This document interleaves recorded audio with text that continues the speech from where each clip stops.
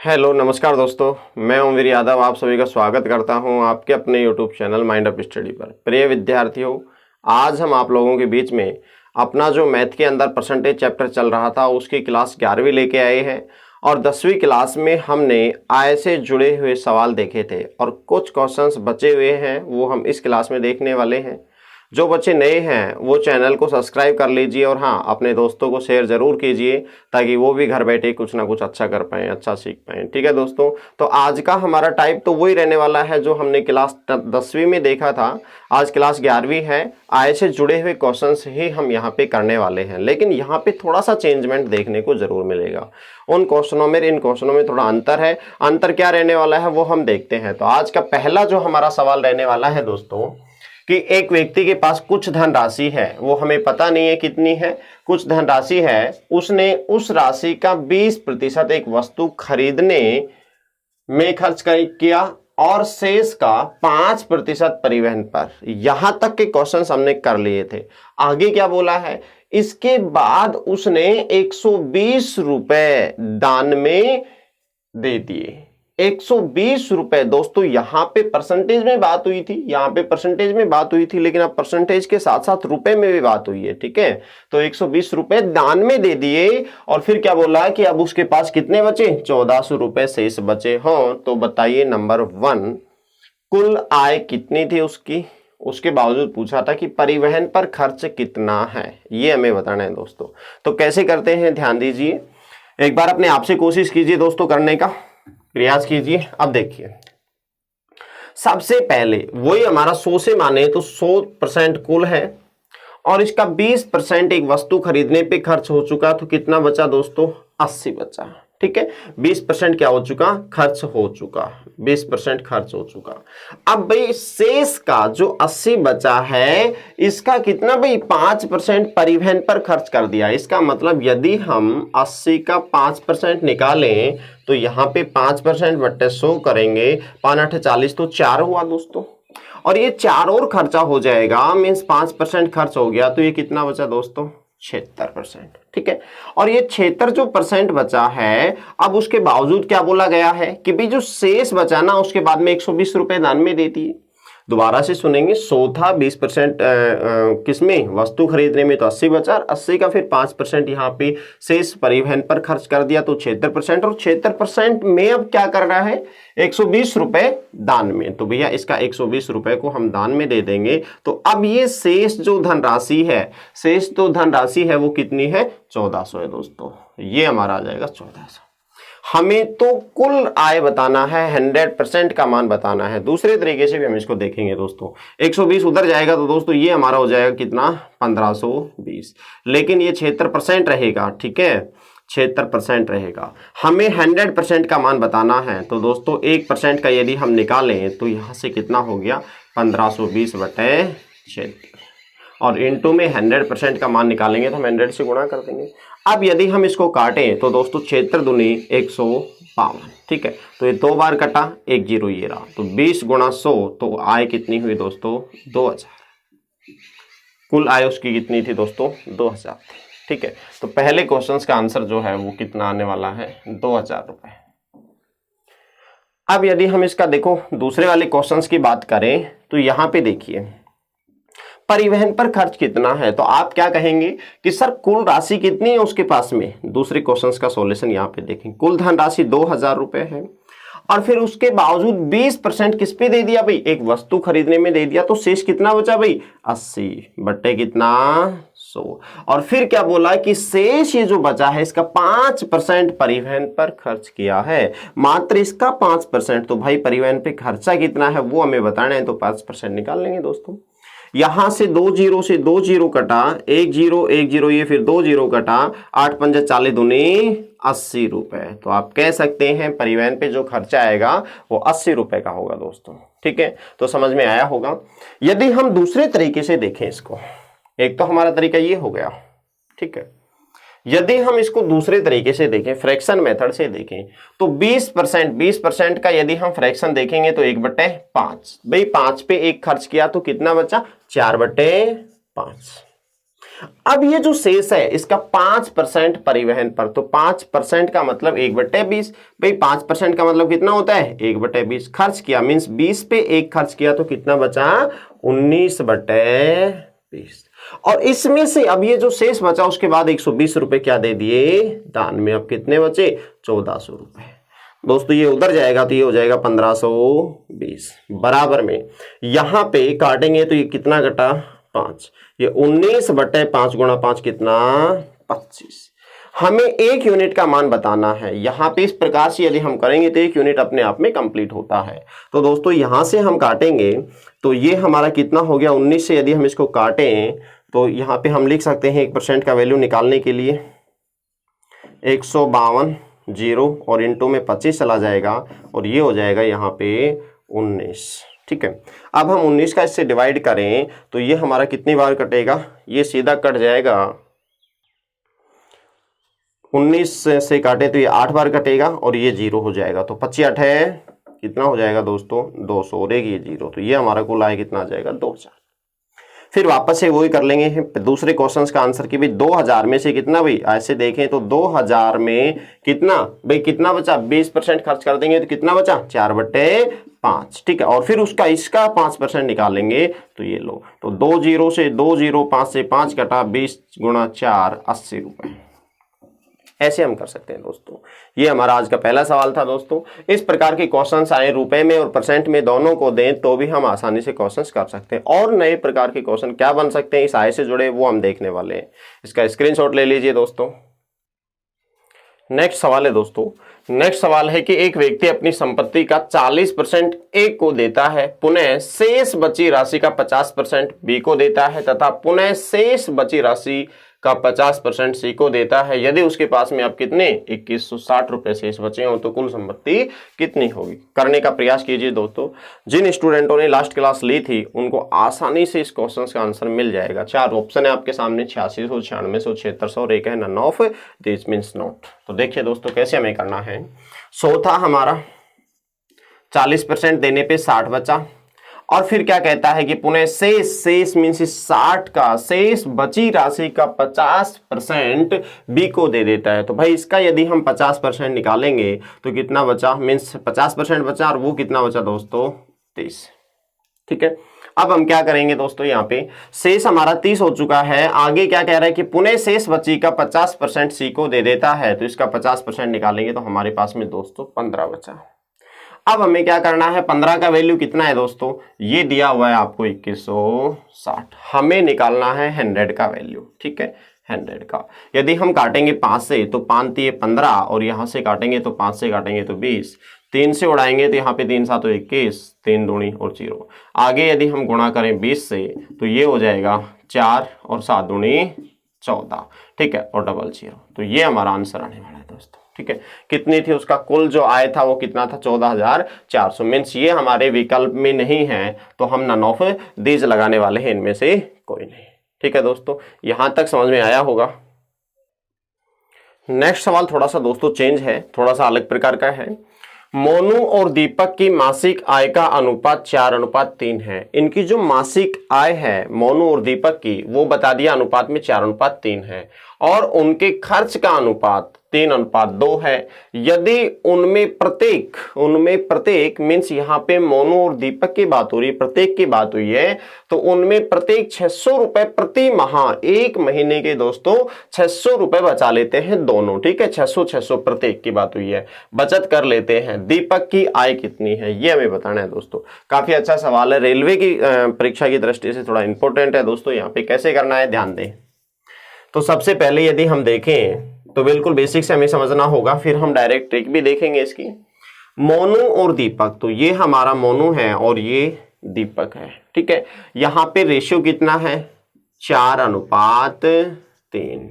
अच्छा मुझे एक बात बताओ, यहाँ पे ये जो है रेशियो ये आय का है और यदि मैं रेशियो को हटाऊंगा तो मैं इसको लिख सकता हूं कि भाई इसकी आय 4x और इसकी आय कितनी है दोस्तों 3x।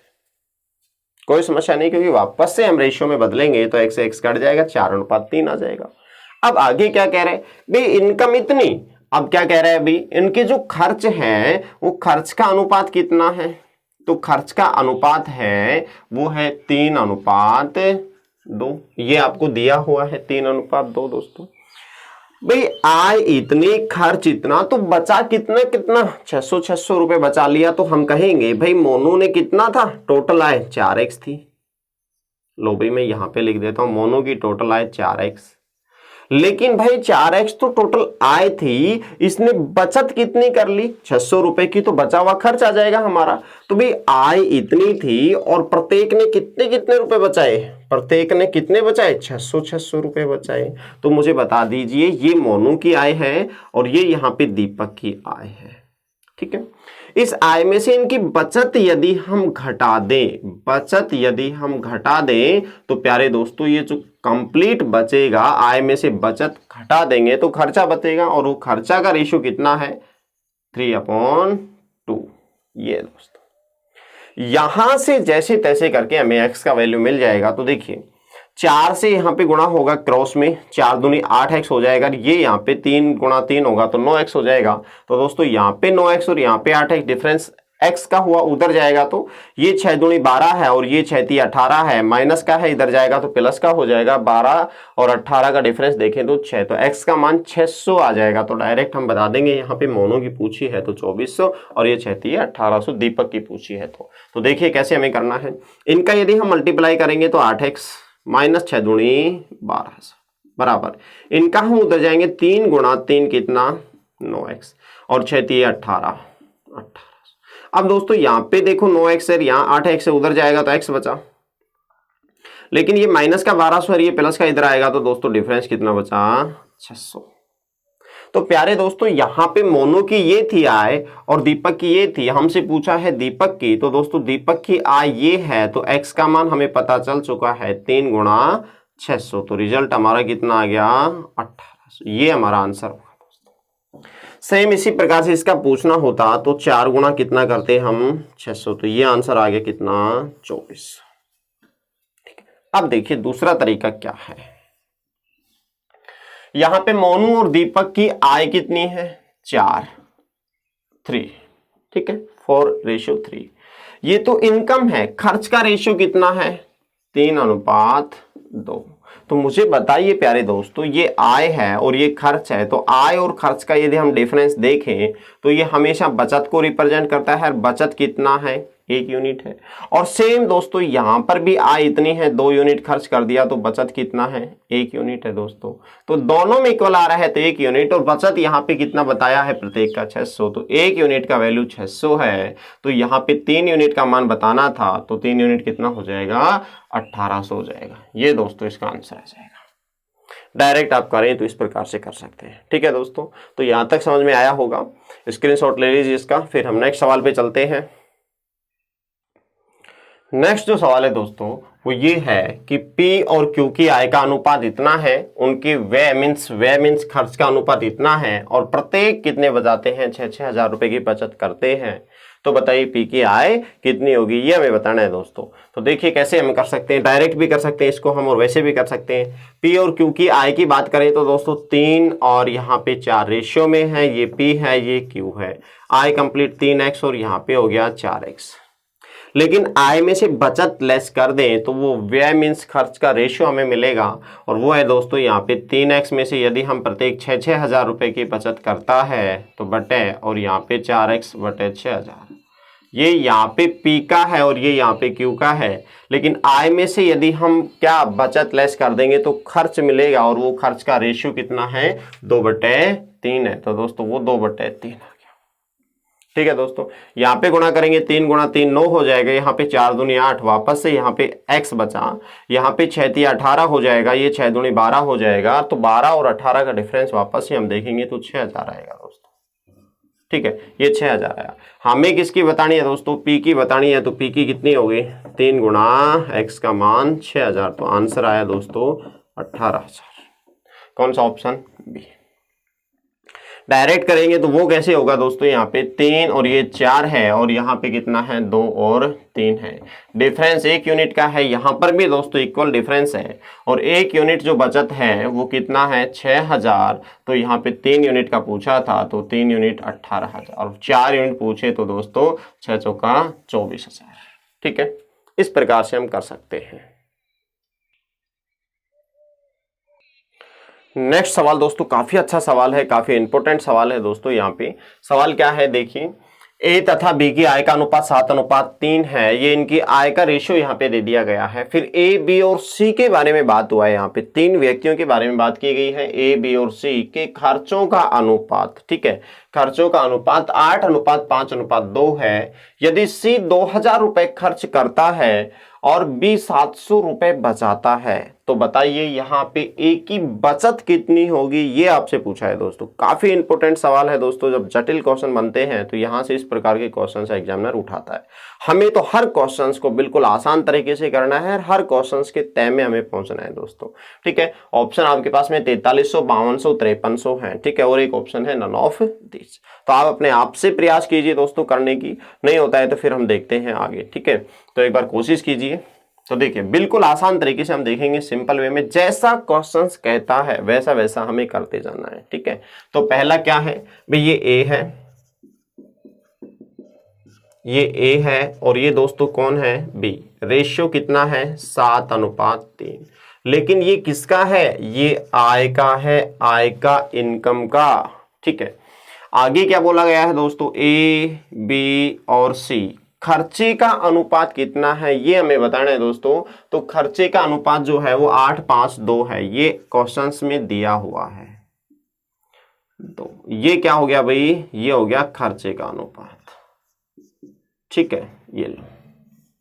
अब आगे क्या बोला गया है भाई, सी 2000 रुपए बचाता है। तो अब क्वेश्चन ही चल रहा था, अभी तक हमारा सॉल्यूशन शुरू नहीं हुआ। अब देखिए, सी 2000 रुपए खर्च करता है, बचाता नहीं, खर्च करता है। तो भाई सी का यूनिट में खर्चा कितना है 2, और 2 यूनिट का जो वैल्यू है वो कितना बता दिया एग्जामिनर ने 2000। क्यों, क्योंकि यहां पर भी खर्च का यूनिट 2 है और यहां पे खर्च रुपए में है 2000।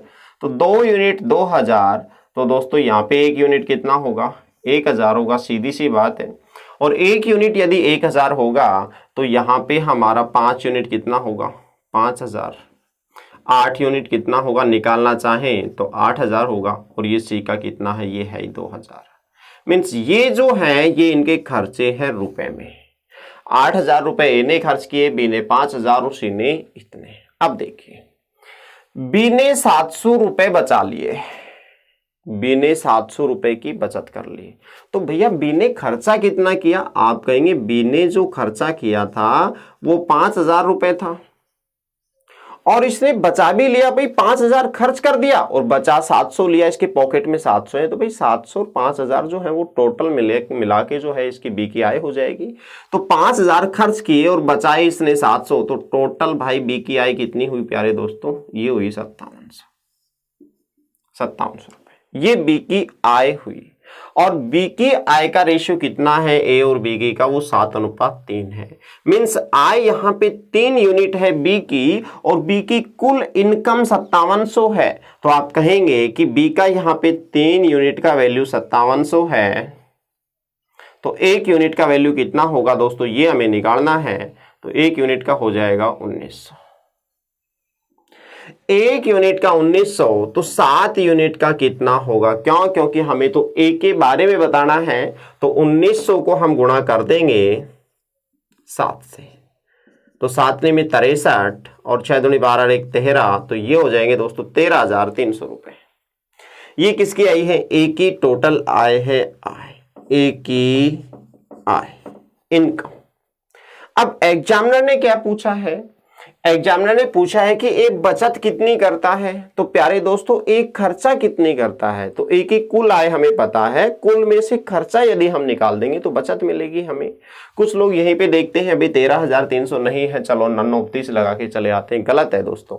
अब देखिए 13300 ए की आय है और इन्हें खर्चा कितना किया 8000, तो भाई 8000 लेस कर दो, तो ये हमारे पास में बचा कितना 5300 रुपए। प्यारे दोस्तों ये ए की बचत है और ये पूछी थी ए की बचत कितनी है, वो कितनी आ जाएगी 5300, मीन्स सी ऑप्शन।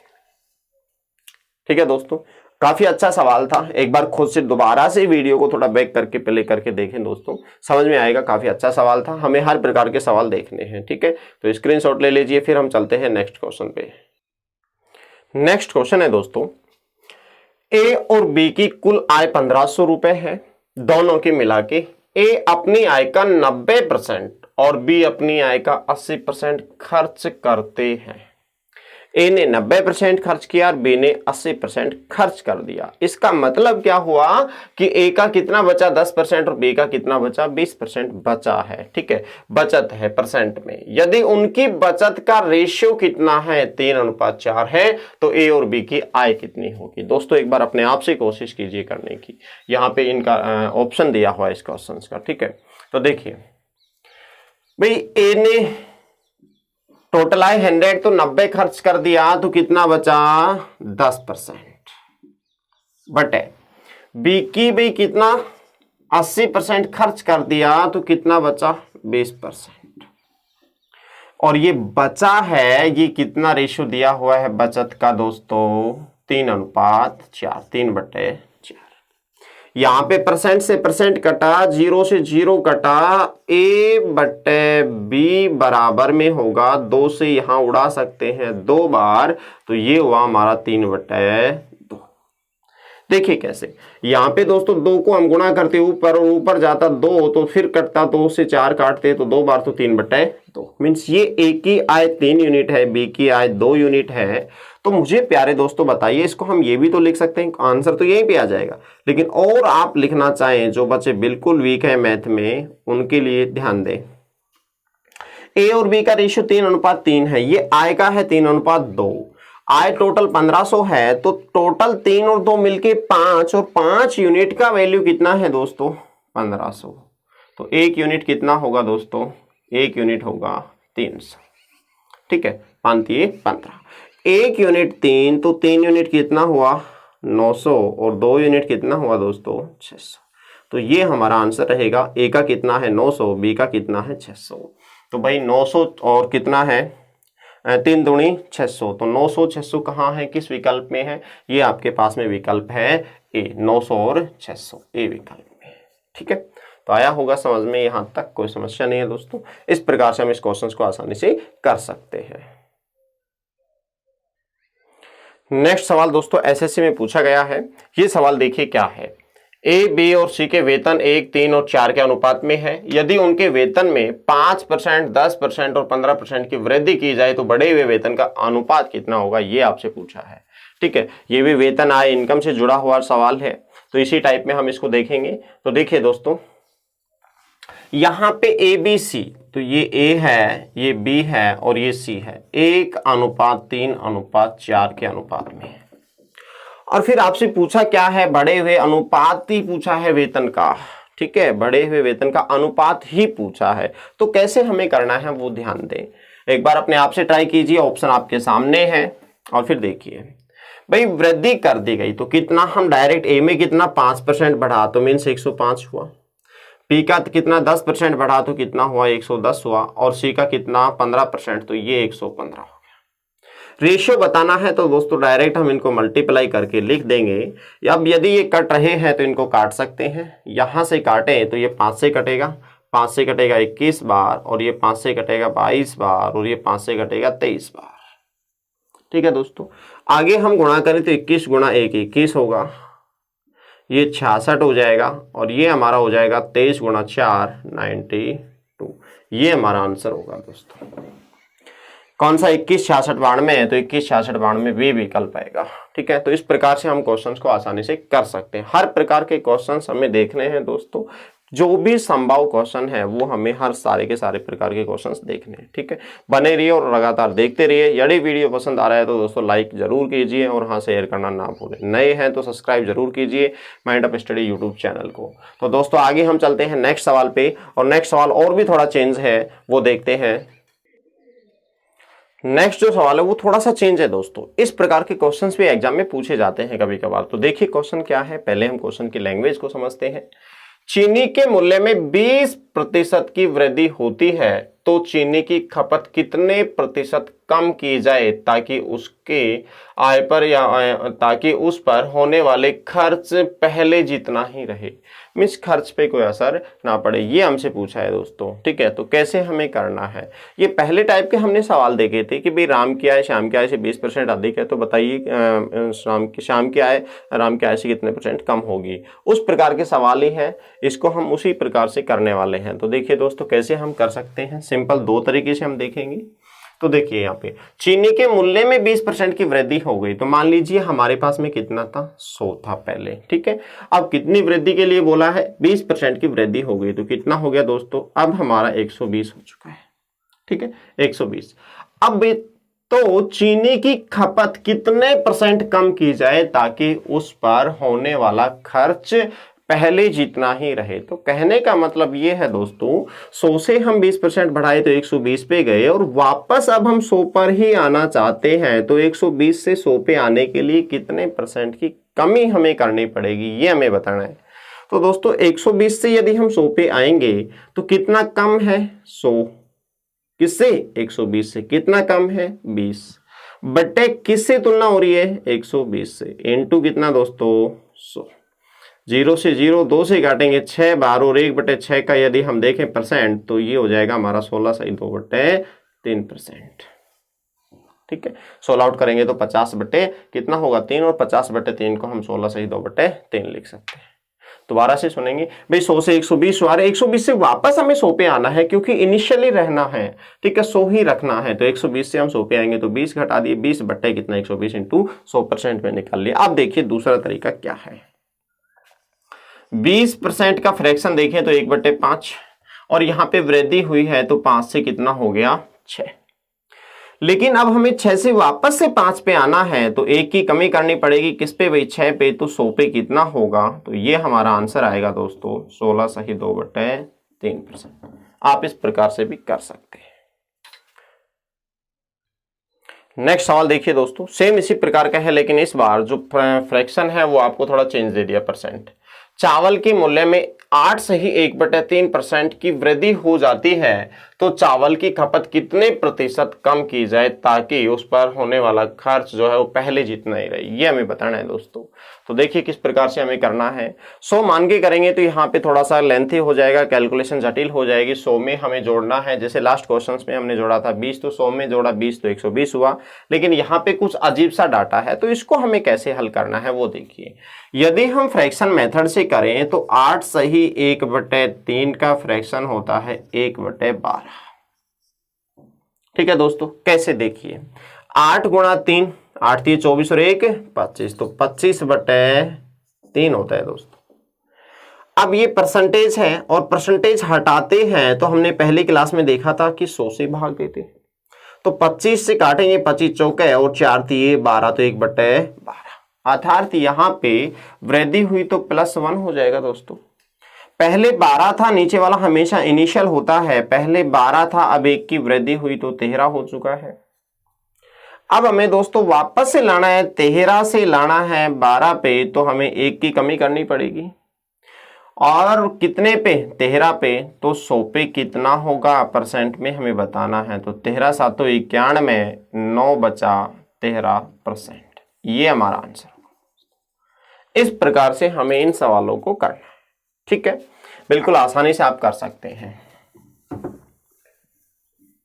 मान लीजिए यहां पे आपको बता दिया जाए कि भाई ये चावल ना दे के कुछ भी दे दे, यहां पे दे दे दाल, ठीक है, दाल दे दिया और यहां पे बता दिया कि भाई यहां पे 15% की वृद्धि हो गई, ठीक है, और फिर पूछे कि भाई किसमें, दाल में, दाल की खपत कितने % कम की जाए ताकि उस पे जो खर्च है वो पहले जितना ही रहे। तो कैसे हमें करना है वो देखिए दोस्तों, यहाँ पे 100 था हमारा, कितना हुआ 15, तो 115 हो गया। 115 से वापस हमें 100 पे आना है तो 15 रहेगा, बट्टे कितना रहेगा दोस्तों, ये हमारा 115 इंटू कितना दोस्तों 100। इसको हल करेंगे तो यहाँ से आसानी से हम काटेंगे, तो 5 से काटेंगे 5 3 15 और 5 दूनी 10 23 बार। ठीक है, आगे यदि हम हल करें तो ये हमारा हुआ इसको यदि हम हल करें तो 23 एकम 23 और उसके बावजूद कितना बचा 70, और 70 में यदि हम भाग दें यहाँ पे तो ये 3 बार जाएगा और ये 3 बार गया तो ये कितना हो गया 69। तो ये हमारा हो जाएगा ये इतने परसेंट की। कुछ भी आए, किसी भी प्रकार से आए, हम इसको कर सकते हैं दोस्तों। रिवर्स ऑर्डर का यदि हम सवाल देखें कि दूध के मूल्य में 20% की कमी हो रही है इस बार, ठीक है, कमी कर दी जाए तो दूध की खपत कितने प्रतिशत की वृद्धि की जाए ताकि उसके आय पर कोई असर ना पड़े। तो देखिए कैसे हमें करना है भाई। 100 था हमारा, कमी हो गई तो कितना हुआ दोस्तों 80। अब भाई 80 से वापस 100 पे आना है तो बढ़ाना है, और बढ़ाएंगे तो 20 किस पे 80 पे, तो 100 पे कितना 4 से उड़ाएंगे यहाँ पे 20 से 4 बार, और 4 से ये उड़ेगा तो दोस्तों 25%। इस प्रकार से हम आसानी से कर सकते हैं। फ्रैक्शन से आप करना चाहें तो 20% का फ्रैक्शन होता है 1/5, लेकिन कमी हुई है तो ये 5 से कितना 4, और 4 से वापस हमें 5 पे आना है तो 1, और 1 की यदि हम वृद्धि करेंगे 4 पे तो 100 पे कितना होगा दोस्तों 25। बिल्कुल फास्ट कैलकुलेशन आप कर सकते हैं क्योंकि ये टाइप नियर टू फिनिश है, बिल्कुल आसान से आप कर सकते हैं। ठीक है, तो दोस्तों ये इस स्क्रीनशॉट ले लीजिए इस क्वेश्चन का। फिर हम चलते हैं नेक्स्ट क्वेश्चन पर दोस्तों। नेक्स्ट सवाल दोस्तों काफी इंपॉर्टेंट सवाल है। ये एसएससी में पूछा गया है और दिल्ली पुलिस में भी पूछा गया है। ठीक है, एसएससी और डीपी दोनों में पूछा गया है। क्वेश्चंस क्या है, एक संख्या को x% बढ़ाया जाता है, वापस मूल संख्या लाने के लिए कितना घटाना होगा, ये हमें बताना है दोस्तों। और ये ऑप्शन जो है वो परसेंट में दिए हुए हैं। x%, 100 x/100 plus x%, x/100 plus x%, और एक है नन ऑफ दी। सेम उसी प्रकार का क्वेश्चन है। यहाँ पर डाटा ना देके x दे दिया है। ठीक है, तो यहाँ पे 20 होता तो हम क्या करते 100 प्लस 120, यही तो करते भाई, 100 में 20 जोड़ते। लेकिन यहाँ 20 नहीं है, यहाँ कितना है x है, तो भाई 100 में कितना जोड़ें, x जोड़ देंगे तो 100 प्लस x हो जाएगा। ये लो भाई, वृद्धि मीन्स बढ़ा दिया गया। अब देखो पहले वाले क्वेश्चन में हम 120 से वापस 100 पे आते थे तो अंतर देखते थे, 120 में से कितना कम करेंगे 100 आ जाए तो 20, तो मीन्स इन दोनों का डिफरेंस देखते थे। यहां पर अब हमें यहां से यहां पे आना है तो 100 प्लस x से यहां पे आना है तो डिफरेंस देखेंगे तो x। लेकिन यहां पे 20 बटे यहां से आए ना तो 120 लिखते थे, तो यहां पे दोस्तों क्या आने वाला है 100 प्लस x, और इनटू में क्या करते थे हम यहाँ पे 100, और ये हमारा कंप्लीटली वैल्यू किस में आया दोस्तों परसेंट में। ठीक है, 20/120 गुणा 100 ही तो करते थे, तो इस प्रकार से हमें यहाँ पे करना होगा। तो यहाँ पे कोई डाटा नहीं है, यहाँ पे x है तो 100 से x बढ़ा दिया तो 100 प्लस x हुआ। लेकिन वापस से हमें यहाँ पे आना है तो x बटे कितना 100/100 प्लस x, तो 100 प्लस x इंटू कितना हो जाएगा 100। हल करेंगे इसको हम तो 100x हो चुका होगा दोस्तों, और बटे कितना है 100 प्लस x, और ये हमारा है परसेंट में। ठीक है, तो ये हमारा ऑप्शन कौन सा है बी, 100x/100 प्लस x, तो विकल्प कौन सा जाएगा बी। ठीक है दोस्तों, इस प्रकार से हमारा ये टाइप कंप्लीट हुआ है, और हमारे कुछ छोटे छोटे टाइप्स बच रहे हैं। फिर हम एक पूरा विविध क्लास लेके आएंगे, पूरा बचा हुआ करेंगे, फिर उसके बावजूद आपकी जो प्रॉब्लम है वो हम सोल्व करवाएंगे। ठीक है, आज के लिए इतना ही दोस्तों, थैंक यू। यदि वीडियो अच्छा लगा हो तो इसको लाइक जरूर कीजिए। ठीक है, बाय बाय, आज के लिए इतना ही।